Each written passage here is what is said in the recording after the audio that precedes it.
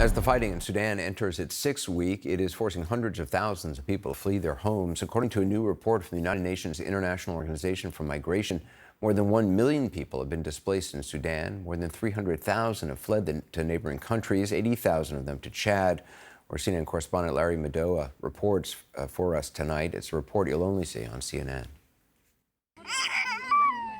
The kids cry constantly. The adults look weary of war. The pained faces here are a reminder of the horrors that drove them out of Sudan.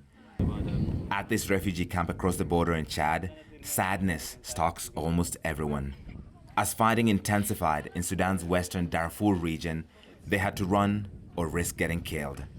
Kubra Abdallah left so suddenly that her son got lost in the chaos. My brother is still back there. I heard he was injured.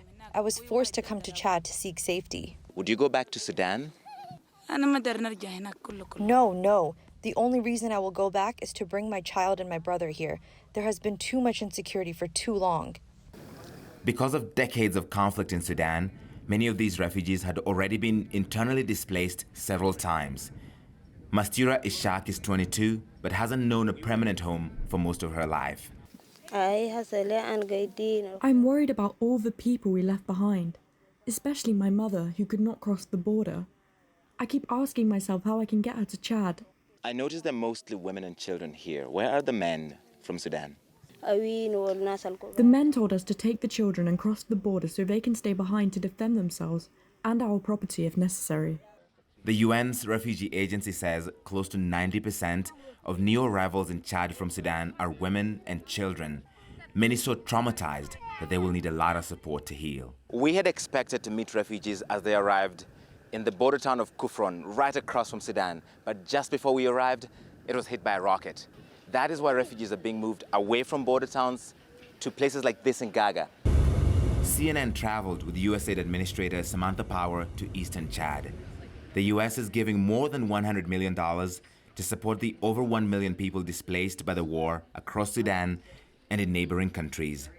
We met one woman whose eye had been gouged, basically, with somebody just attacking her, and she's seeking medical care here in Chad.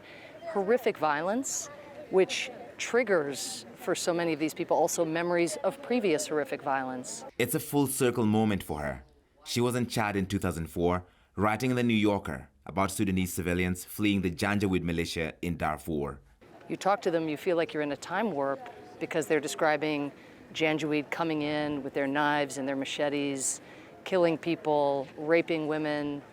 Is it surreal for you being here, hearing these stories when you heard them 20 years ago as a reporter? Well, I feel lucky this time, at least, to be working at USAID, a big development humanitarian agency. At least there's something I can do. But fundamentally, there is no substitute for the root causes getting addressed, for these two warring generals to put their own power grabs aside and put the interests of these people who are fleeing sometimes for the 5th time in their lives. Chad, one of the world's poorest countries, had about 400,000 Sudanese refugees before this latest surge. We need to collectively, work with all the actors in support to the government of Chad to ensure that, resources are mobilized to address the urgent needs of the refugees. What's your name? These are the innocent victims of a deadly power struggle in Sudan. Stand to the camera. The poor and most vulnerable, who have nowhere to go. Just another chapter in a life of hardship. Anderson, this Sudan conflict has quickly spilled over into a regional refugee crisis. These latest statistics from the UN are significant.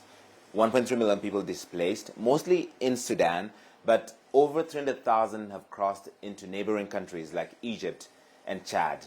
The refugees I met in eastern Chad don't live in comfortable conditions. The heat alone, it's more than 110 degrees Fahrenheit. They live in these makeshift structures in the desert, but they still prefer that. It's safer for them than in Darfur, where they've come from. So many of them have been displaced, sometimes up to 5 times. And they don't care which of the two warring generals in Sudan wins this. They just want peace. They want the same things you and I want, a chance at a dignified life, and they will go back for whoever can deliver that for them. Anderson.